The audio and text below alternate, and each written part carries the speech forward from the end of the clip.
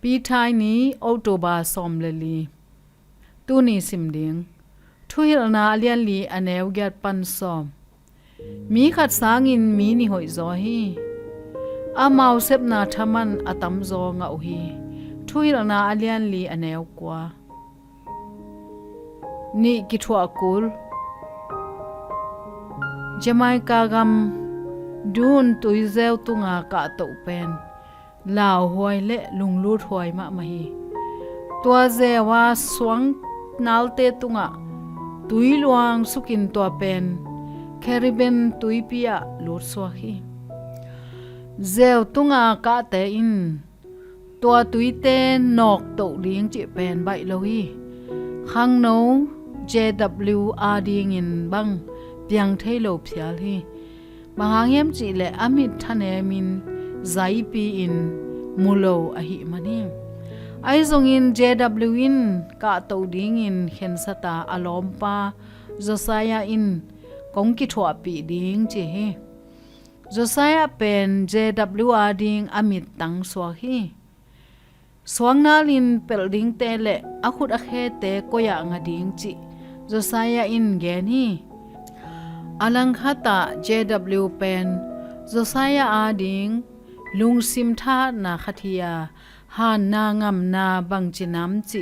theina in nei nun tang na I chi zong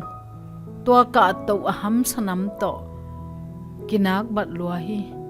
khat guak pai hoi lo a hi na tua thuman pen Solomon in zong na ge ni mi khat sangin mi ni hoi zo hi amau sepna thaman tamzaw ngah hi chi hi JW le Josiah in ahoi ma anam tom khat han chamu a to pen ni ki kop na bek to sem zoding chi hi azoma khat chi mo le a khatin ho ding chi hi ai zong in ani un tuk chi mo chi om lo hi ani un ki kopin tum na kung tungu hi mi te ading in pasien gelzia Solomonin kitel takin pha khia a hi khang no ni tagelin kichian takin hong tel genu pen sep khop ding thu a hi pasian in sem dinga hong piak na sep te mirang te to I sep khop chiang bekin moi bun pen pan hi eite khat takin pasian lam angat ga alete pian sang na ding in pasian hong piak siam na le lung phon na te zat tek ding a hi midang te to sep khop ding bahang in thupi lai jang hiam pasian oi kai na sep sem khom ding in mi te to nakipol chiang bangchi na sa hiam kongit pasian leitunga nana sepna katang tut zo na ding